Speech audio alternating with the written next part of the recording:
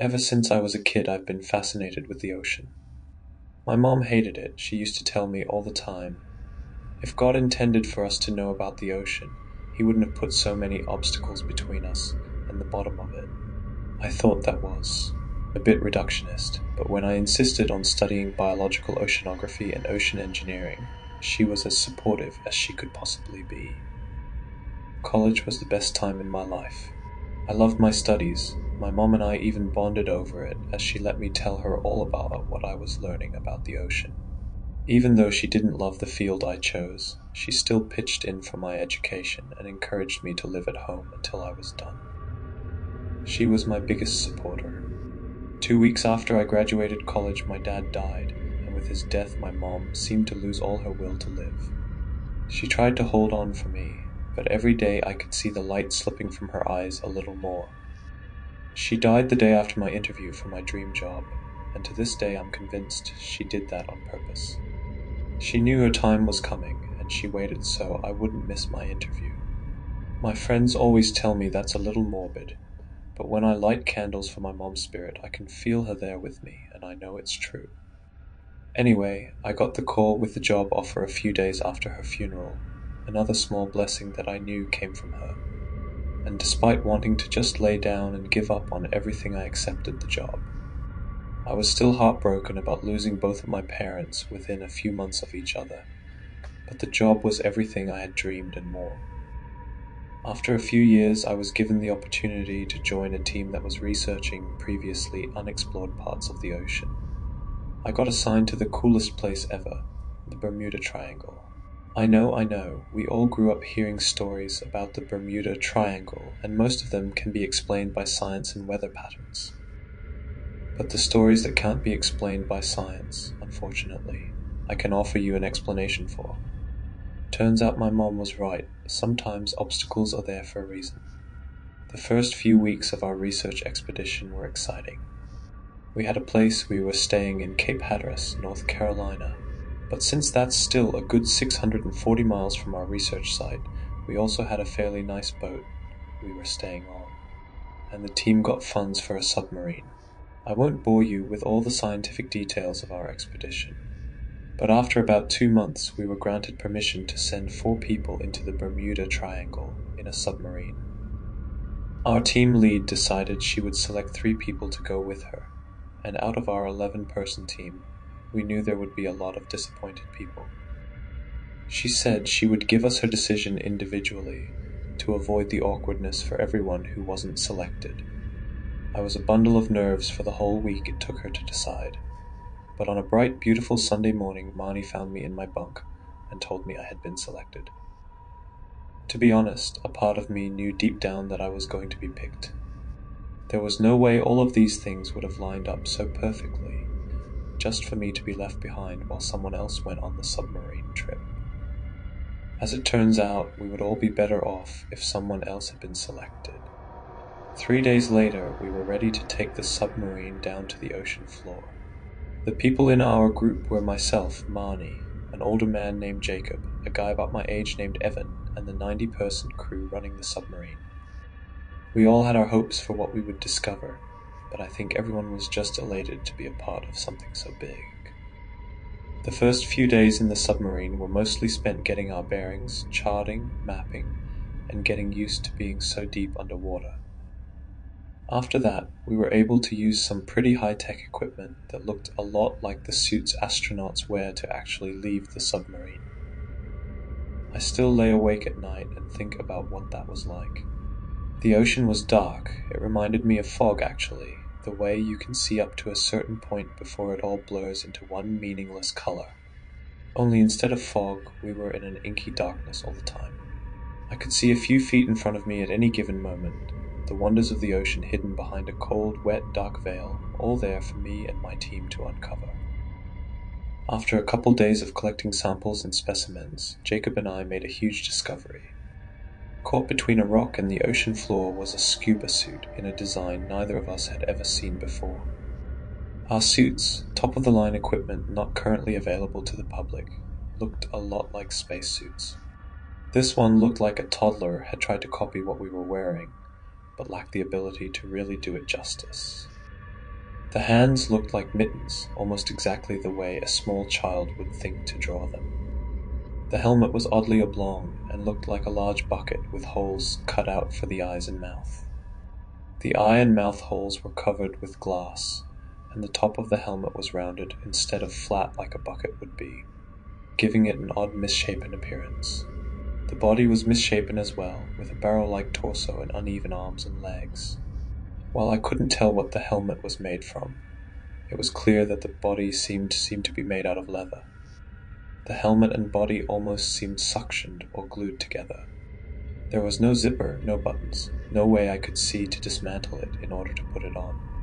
More importantly, it was clear the suit was very old, but it showed none of the signs of damage that something like that should have after sitting at the bottom of the ocean for so long. Jacob and I glanced at each other, then rushed toward the strange sight as if we were both thinking the same thing. We worked together to move the rock off it, then cleared the debris that had gathered around the suit, mostly fish bones and small carcasses. We did so in complete silence, but despite the lack of words I knew we were both beyond excited. Whatever this was, we were on the cusp of an incredible discovery. We freed the strange-looking diver's suit and carried it back to the submarine. An hour later Jacob and I stood with the rest of the crew. Everyone hovered around the table we had placed it on. We had debated for a while if we thought it would hold up, bringing it out of the water and into a strange atmosphere, and Marnie logically decided we needed to resurface as quickly as possible, so we could get the suit to a temperature and moisture-controlled storage facility. She told the submarine captain, and he said he would prepare us to resurface first thing on the following day. In the meantime, Marnie told us to work our asses off to get as much done as possible before departure. She told us that if the submarine went back down, she would probably give other people on the team the opportunity to be on the crew. That was disappointing, but I agreed it was only fair. We put the suit in the storage room we had reserved for samples, locked the door, and went back to work. That night was when the first unusual thing occurred.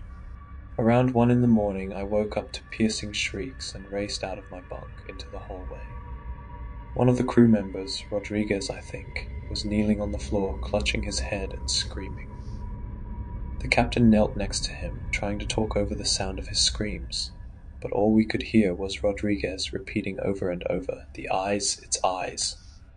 Nobody knew what that meant, but his fear was both palpable and contagious. The captain assured us that sometimes people struggle with being underwater for very long, and Rodriguez would get the best medical and psychiatric care possible once we got back to the surface. He insisted we all go back to bed, and everyone complied, slinking off to our bunks like a bunch of chastised children. The first thing I did in the morning was go back to the captain and ask if Rodriguez was okay. The captain smiled in greeting and assured me that Rodriguez was a bit sick, but they were sure he would be just fine. I thanked him, and as I was leaving I heard him call out, "If God wanted us to explore the ocean, we would have gills." It was my mom's favorite joke. Every time I talked about new advances in oceanic technology, she would say that to me with a smile and a pat on the arm. I turned around and stared at the captain. I said, "What was that?" He was already facing away from me, and glanced back over his shoulder. "Sorry, what?" I knew my face was tight, my voice reflecting my nerves. "What did you say?" "As I was walking away, you said something about exploring the ocean." He gave me a concerned look. "Are you okay, Dr. Williams?" I didn't say anything. I nodded, every muscle in my body feeling like a tense rubber band. Yes. I'm fine, thank you. I guess I was just lost in my thoughts." As I walked out, he muttered, "Can't have another crazy on my ship." I made my way back to the sample room, which was once again unlocked, and joined Marnie where she stood next to the area we had reserved just for the diving suit. Marnie had sent Evan out after Jacob, and I came back to chip some pieces off the rock that had pinned the diving suit to the ocean floor. And he had also collected some bits of detritus around the area as well, like fish bones and other carcasses. I walked over and said, "Have you had a chance to crack the suit open?" Marnie smirked, knowing I was messing around, and said, "Right, Because I want to be the ocean version of the guy who destroyed the city of Troy. No, but there's the craziest thing. I lifted an eyebrow and Marnie went on. I don't think there's a body in here. I looked over at the diving suit and felt a strange pang of fear shoot through me. How did it get down there then? Marnie shrugged, unbothered. Maybe it dropped off a boat or something. We might never get an answer to that, but we can do some testing on it to see when it was made and what it's made from. I scooted away from the wetsuit, the room feeling claustrophobic now. Have you had a chance to run any tests, or are you waiting until we resurface? Marnie started to answer when the door opened and a sheepish-looking crew member walked in. He said, "Doctors, I'm sorry to bother you, but I have some bad news. We aren't going to be able to resurface today after all. We're experiencing serious technical issues." Marnie and I both looked at each other, mirroring the panic on each other's faces, and in her best stern voice she said, "Define serious issues." The crew member glanced over his shoulder as if he was waiting for someone to step in and take over for him. Then he replied, "I'll let you have that conversation with the captain. All he told me to pass along was that we're experiencing some strange weather that's interfering with the radar, and he doesn't feel safe resurfacing until it passes. He can lower us back to the ocean floor, so you can continue your research, though." Marnie sighed and passed a hand over her face, looking weary. "Yes, tell him that would be good, and please update us at your earliest convenience." She stressed the word earliest with a look on her face that always made lab assistants duck their heads and promise to do whatever she asked. The crew member was no different, and he turned to flee quickly. Before he could escape, I said, "Wait, what about Rodriguez? Is he going to be okay?" The crew member went pale and said, We don't know. Captain Cameron says he stopped and squared his shoulders back. He'll be fine. We'll get back to the surface as soon as we're able, and in the meantime he's fine in medbay." I let him run out then, and turned to Marnie, who had already turned her own attention back to the samples. Before I could ask her thoughts on what was happening, she started giving me instructions, and I ran over to help her with the tests. If we had to be stuck underwater, we might as well be productive. While the equipment we had on the sub was good, it wasn't the equipment we needed to safely test the material of the suit. So we focused on analyzing the other specimens we took from the site instead. As we worked, I felt like the suit was a third person in the room, watching and judging silently as we worked. Jacob and Evan joined us at some point, and the four of us made plans for how we would use our time until the sub could resurface. Marnie was mostly frustrated that we didn't have a timeline.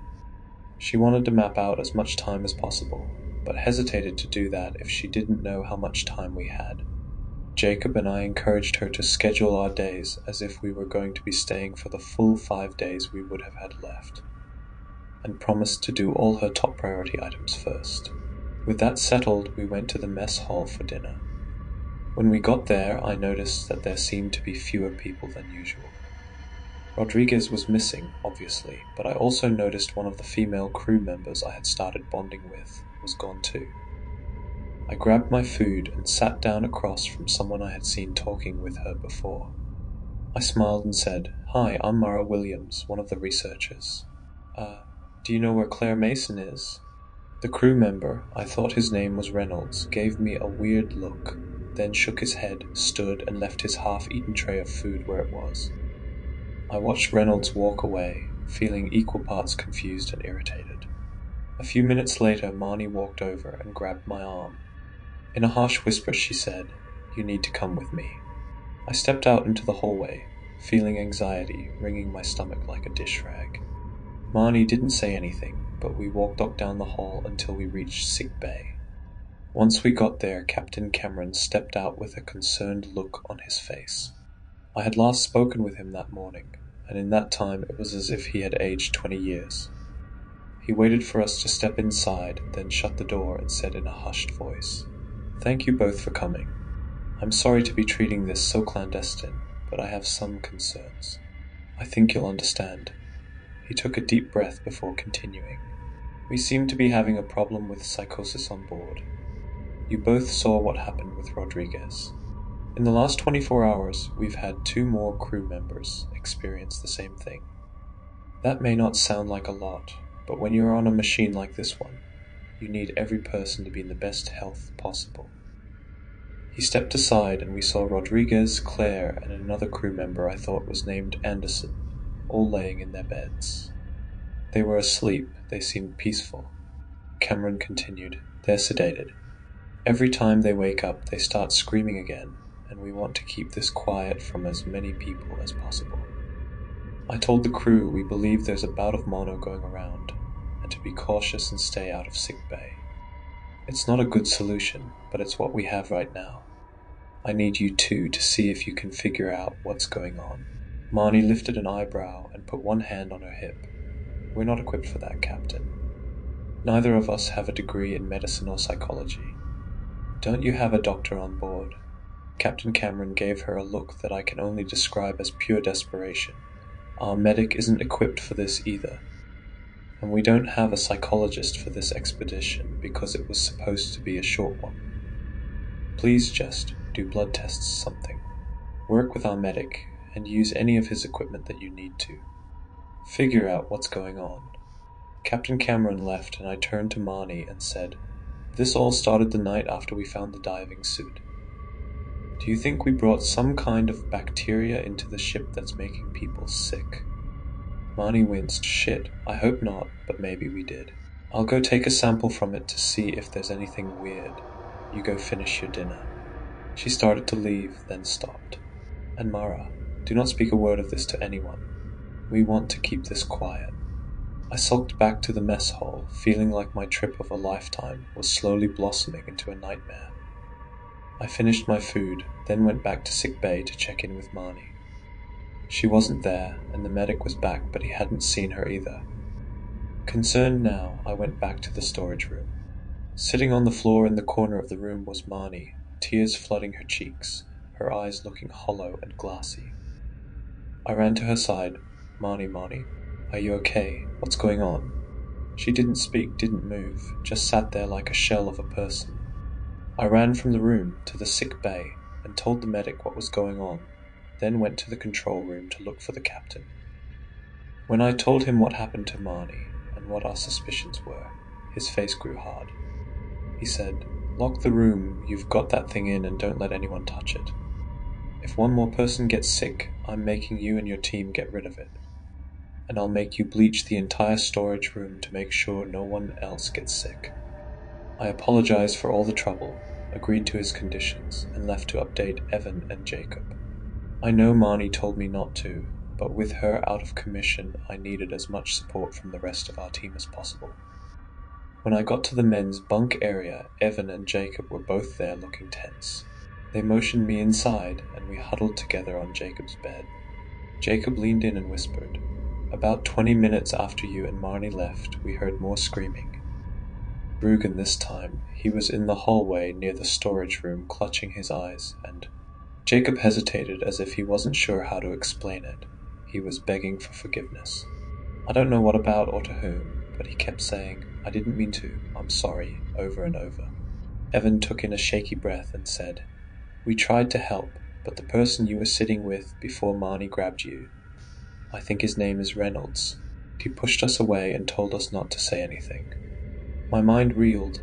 It seemed like something about the suit really was making people sick. Maybe Rugen had gone into the storage room for some reason.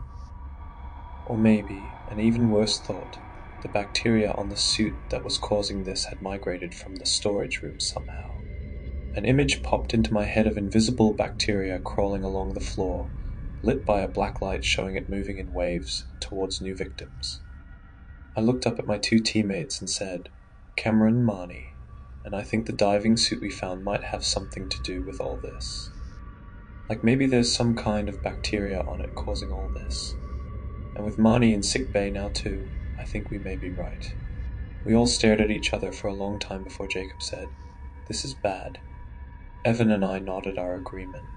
Then Evan asked, "Well now, what do we do? We can't get rid of the suit. Who knows what kind of discoveries we can make with it?" And he cast his face down. "And this discovery could put all of our names on the map, you know. We could be something." Jacob put a fatherly hand on Evan's arm. Safety is far more important, Evan.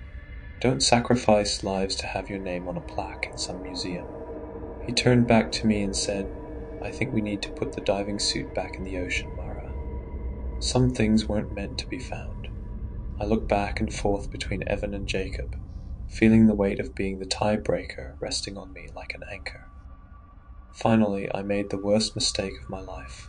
I said, I think we should try to stop whatever this is before we put the diving suit back. We came all this way, and I think it's what Marnie would want. I could tell Jacob wanted to argue with me more, but when I mentioned Marnie, he closed his mouth and lowered his eyes. We agreed to meet in the storage room in an hour to try and find a way to keep the suit quarantined so no one else would get sick. The running theory was that some kind of bacteria was causing encephalitis, swelling in the brain, that was causing hallucinations and catatonia. We didn't have the right tools on board to properly diagnose them, but it was a good place to start. The three of us split up to look for supplies that might help. Evan left to look for cleaning supplies. I went to Med Bay to get masks and gloves, and Jacob simply said he had an idea and ran off on his own. We had agreed to meet up outside the men's quarters again, which were thankfully on the other side of the building from the storage room. A little after 9, I rejoined Jacob in the hallway. When he saw me, he sighed and said, I knew it. I have a bad feeling. I lifted an eyebrow. What do you mean? He gestured around us vaguely. Evan isn't here. I haven't seen him since we parted ways, and finding cleaning supplies shouldn't have taken very long. I shook my head and handed him the gloves and mask. Throw these on and let's go check. Jacob sighed again. I had hoped to stay away from that area until we can deal with this, but all right. Let's go. We walked to the storage room together, and when we got there, Jacob pulled me gently away from the door so he could enter first. When we walked in, neither of us were surprised to see Evan laying on the floor, hands over his head, sobbing. Jacob and I walked over and dragged Evan to his feet and carried him to sick bay. When we got there, we found a horrible sight. Somehow, in the last hour, 10 more crew members had gotten sick. We had started with a smaller crew, around 90 crew members, 30 people per shift, 3 shifts if I remembered correctly. Since we were a smaller sub, we didn't need as many people. We were now down 15 people, including Marnie and Evan. We were quickly turning into a skeleton crew, and while I didn't know very much about submarines, I had a feeling that was really bad. After we dropped Evan off, Jacob and I went to find Captain Cameron. We opened the sick bay door, and before I could process what I was seeing, Jacob had pushed me to the floor and slammed the door shut. Walking down the hallway was the diving suit. It slumped and lurched as though only one part of it at a time was able to hold itself up. We watched through the port window in the door as a crew member came around the corner and ran into the diving suit. The man smirked, as though he thought someone was playing a prank on him, and looked into the eyes of the mask. His face fell, his eyes widened, and he began sobbing. I tried. I'm sorry I didn't mean to let her drown. I was only a kid. He continued to sob, curling up into a ball on the floor as the diving suit continued to move. Jacob pulled me away from the window and placed his back to the door, blocking the port. We stared at each other in silence for a long time before he said, Okay, this is bad and hard to believe. I nodded, feeling panic wrapping its cold, clammy hands around my throat. What's happening? Is someone in the suit? Jacob took slow, steady breaths, and I did my best to copy him. After a few minutes, he said, I don't think so. I don't know. I don't think we can explain this. He turned and looked out the window again and took a deep breath. We need to get back to the men's bunk. I grabbed our wetsuits, and I think we'll need them. I was able to manage a small smile. Jacob was a good person to have on my team. We made our way out of the med bay, both of us shielding our eyes with our hands to avoid looking directly at the eyes of the suit. As much as I wanted to believe there was some logical answer, it seemed like people were having breakdowns only after looking in its eyes. We moved slowly, taking small, careful steps as we walked down the hallway. We could hear more screams echoing around the ship. They seemed to be coming from the other side of the ship, which was good. but it wouldn't be hard for the creature to catch up with us. We finally got to the bunk room, and Jacob threw the door open, both of us barreling inside quickly, and we collapsed to the floor in a relieved heap. Jacob was breathing heavily, his face red, and I was worried he might have a heart attack. I found a bottle of water and passed it to him, then waited for him to recover. Finally, his breathing steadied and he nodded to me gratefully, then pointed across the room to where 3 diving suits sat on his bunk. I rushed forward and carried his over first, then grabbed my own and put it on. Once we were both fully suited up, I turned to Jacob and asked, "What now?" He gave me a stern look and said, "We have to get that thing off this ship. It's too risky to try and contain it." I felt the words like a deep blow and hung my head with shame. "You're right. I'm sorry." Jacob put his hand on my shoulder and gave me a tight smile. "We'll make this right. Don't worry about it too much." We both put our helmets on and stepped into the hallway. Jacob carried the body of the 3rd diving suit. I carried the helmet, and we made our way to the control room, hoping Captain Cameron would be in there. The plan was to find Captain Cameron and get the word out around the ship that the thing could only hurt you if you looked into its eyes. We still weren't entirely sure what happened if you looked at it, but what we had seen so far was disturbing enough that neither of us wanted to try. I followed Jacob through the ship as he led us away from the screams, taking a more circuitous route to the control room as we avoided the shambling creature. When we arrived at the control room, Captain Cimarron beckoned us in with a relieved look on his face. There were 11 crew members crammed into the small control room, and once we joined them we were officially at capacity. We handed Captain Cameron the diving suit and explained the plan. He nodded, looking grim, and said, "That's better than risking anyone else's safety. How about I lead the creature towards the exit hatch as a distraction? You two just get over there safely and wait. Novak will watch the cameras in there and release the hatch once you 3 and the creature are safely inside." He gave us a pitying look. "I wish I didn't have to put you two in so much danger, but I don't see another option." Jacob and I both nodded resolutely, and I said, "It was my decision to bring this thing on board. I want to do what I can to make it right." Jacob put his hand on my shoulder and said, "I was involved with that decision too, and I second this one. Let's fix our mistake." Captain Cameron nodded, slipped into his diving suit, and the 3 of us stepped into the hallway. Jacob pointed to the right, and then at Captain Cameron and nodded, then pointed to the left and gestured for me to follow him. We made our way down the hall towards the exit hatch. It was a sealed, pressure-controlled room that we could use to come and go for specimen collections. It was also exactly big enough to hold me, Jacob, and the creature. The few crew members we passed, we warned about what was happening, and told them to hide somewhere safe and keep their heads down. I was starting to get nervous about the number of people we had sedated in Med Bay now. I don't know exactly how many people it takes to run a submarine, but with people dropping like flies, we had to be down to the wire. It wasn't long before we could hear scraping and shuffling coming down the hallway towards us. Captain Cameron rounded the corner, walking backwards with his head down. I glanced at Jacob and realized that if the thing pursued Cameron instead of us, we would never be able to get rid of it. I stepped away from the doorway and put myself between the creature and Captain Cameron. It didn't break stride, but when Cameron shuffled off to the side, it didn't change course to pursue him. I took over, walking backwards, until I made my way into the isolation room. It shambled after me, but didn't stop when I put my back against the wall. It kept moving towards me until it had me pinned against the exit hatch. I kept my eyes down but called out, in a shrill voice laced with panic, "Jacob, it's got me pinned." Just as I finished speaking, I felt a hard slam and glanced up just enough to see the creature reeling back, before slamming its head into my helmet again. I watched in terror as a small spider web appeared in the glass.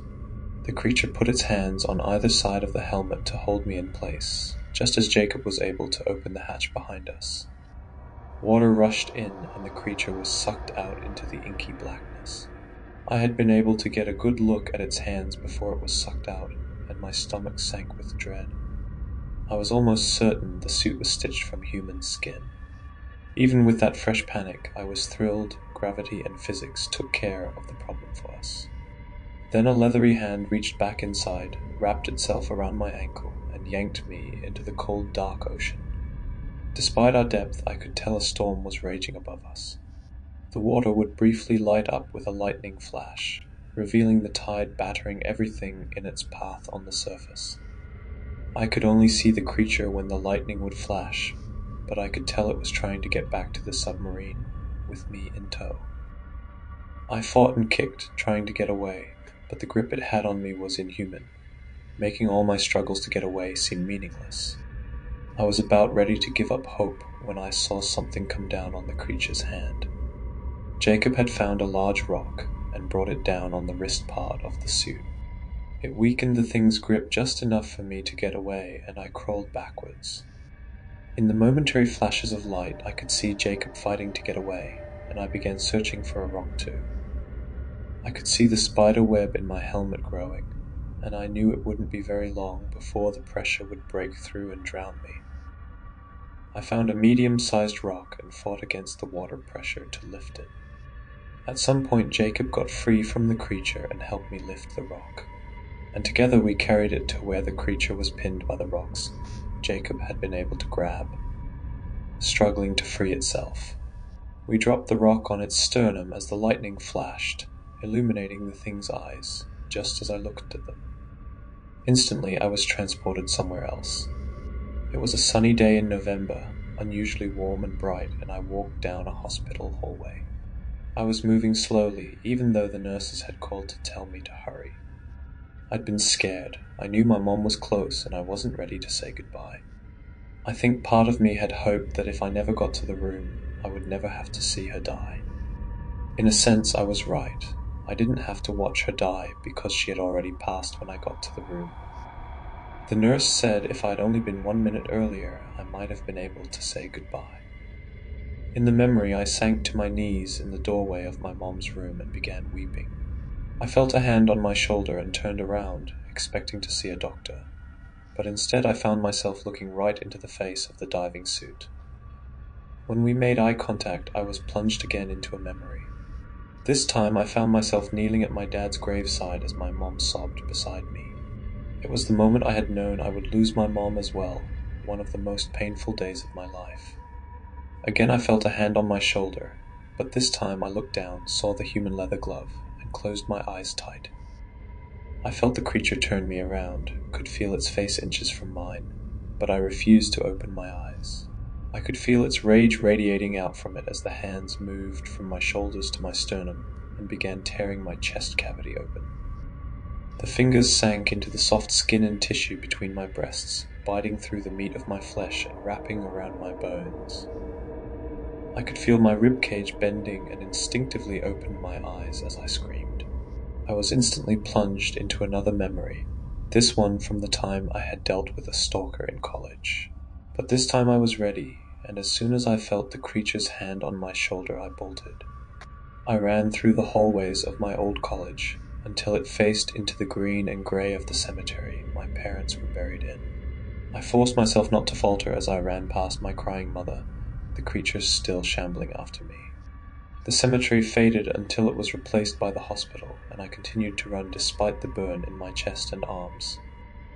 I reminded myself it was a dream, a hallucination, but the terror remained. After what felt like years, the hallway faded into black, and I woke up. When I woke, I was in a regular hospital bed. Marnie was in the bed next to me, the curtain between us pulled back. Her face looked drawn and tired, older than I remembered.